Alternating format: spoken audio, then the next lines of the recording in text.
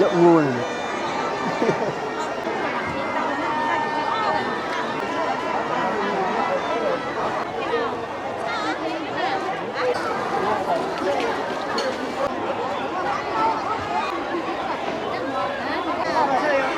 Chó này.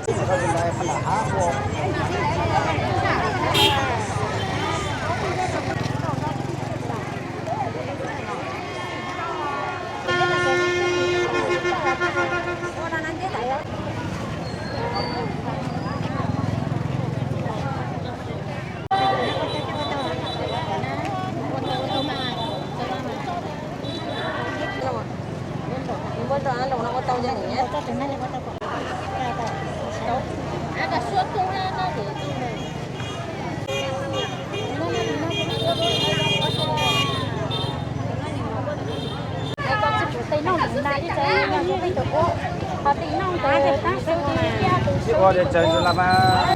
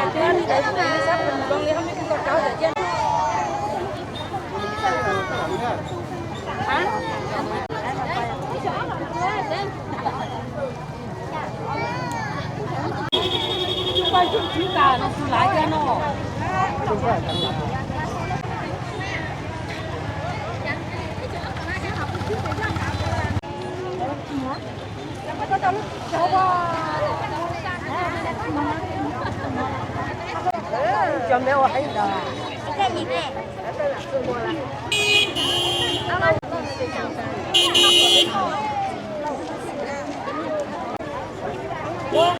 Các chìa khóa đây.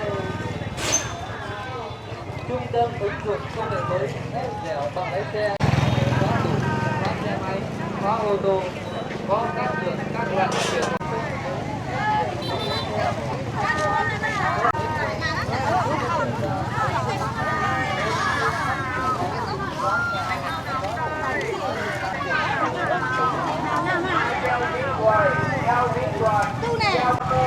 cao su chất lượng cao mua đi. Ăn để cốt, bò thơm sống, nước tẩy rửa bom tàu, rồi quét trần nhà nào. Ai ra thuốc bọt, thuốc kiến, thuốc trái, thuốc đen của nó nào. Ai đem đi để cốt, bò thơm sống nhà nào. Ai kem cao su chất lượng cao mua đi. Ai keo đuổi, cốt, bò thơm sống, nước tẩy rửa bom tàu, rồi quét trần nhà nào. Ai ra kéo đằng về đây, ai ra kéo đằng về nào. Cái bá là nó thắt cái như này đó là cái kia hả? Cái má nè. Ai keo dính đuôi, keo vậy thì trẻ đây. Đi chơi đi cháu ơi. Thuốc dán, thuốc xe của chỗ nào. Nó này còn một coi.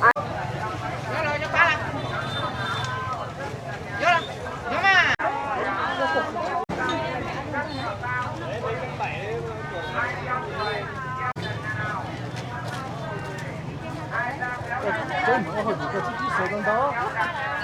Sao tao mà.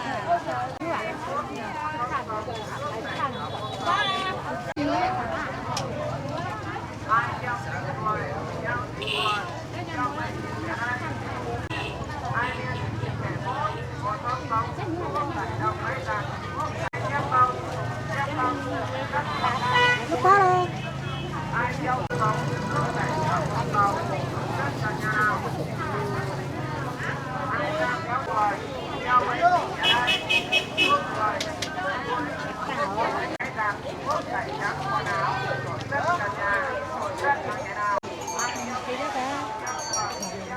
Chạy dây nhún là bác vào lòng bác cái đấy là cái này xíu mà anh nó tự là tập cả này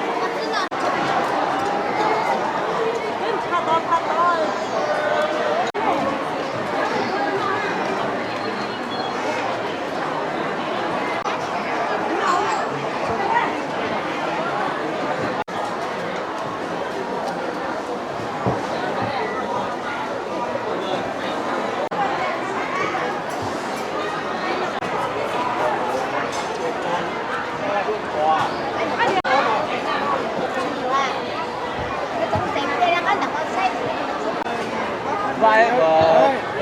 cái lên gì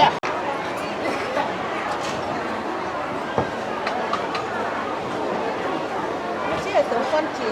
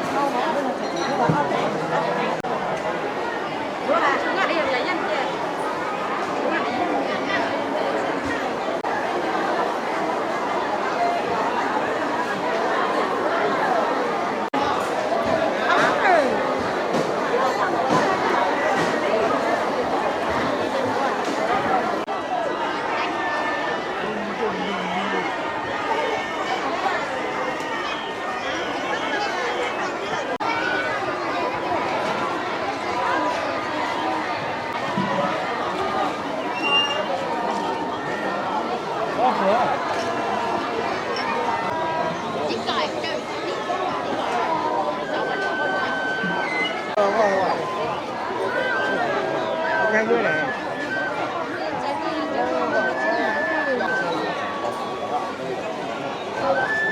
看到你吧。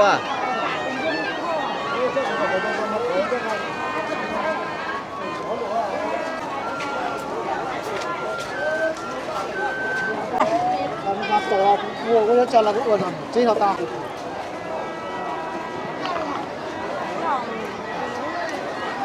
这点么？干嘛呢？xuống bắn này khai ra ống à?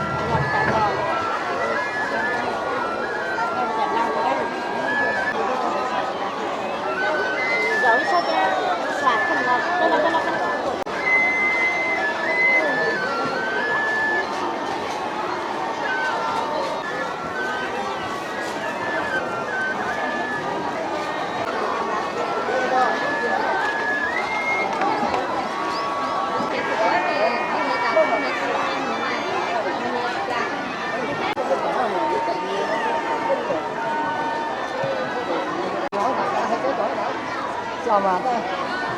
có thể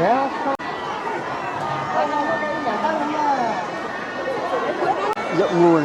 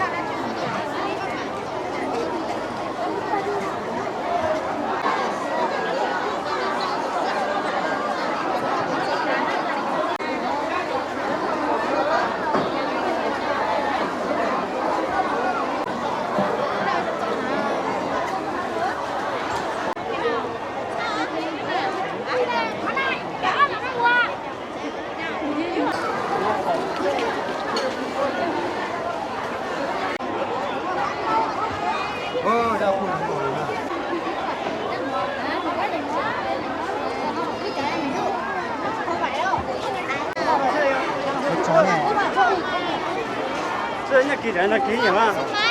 要给母的母的，我也没了。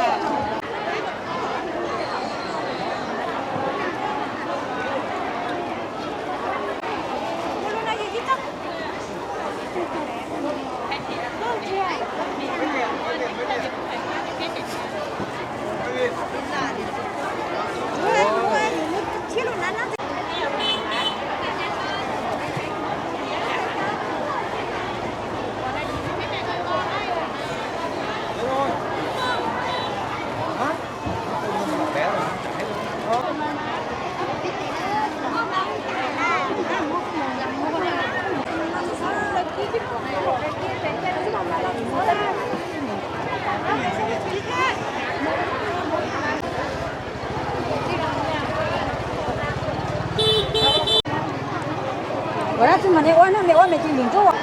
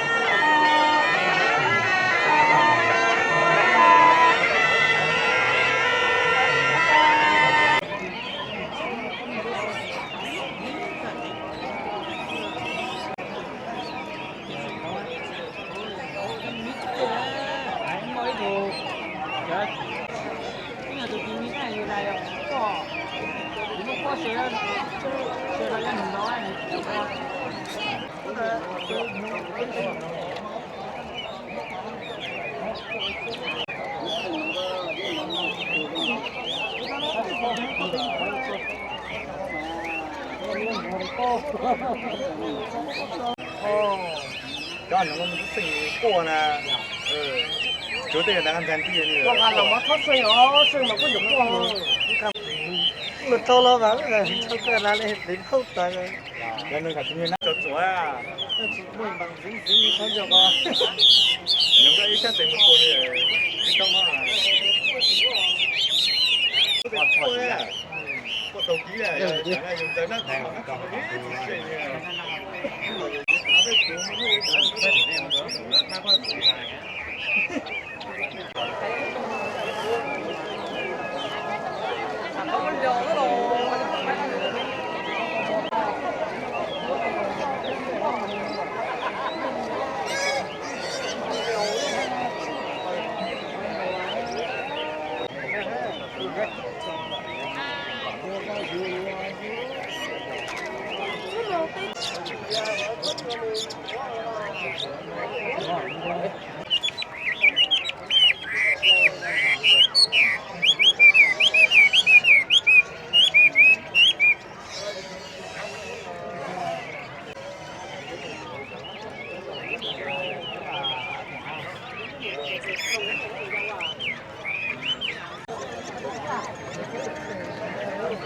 咱有点摸摸嘛。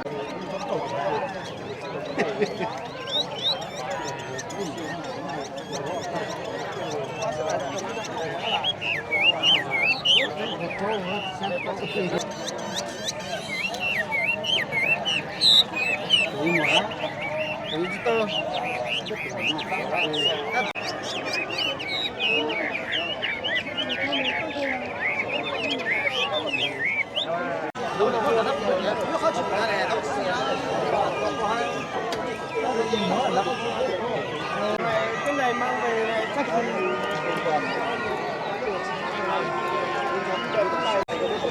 còn nước chưa tiền luôn, còn luôn tiền luôn, lấy hết để cha cái này nó là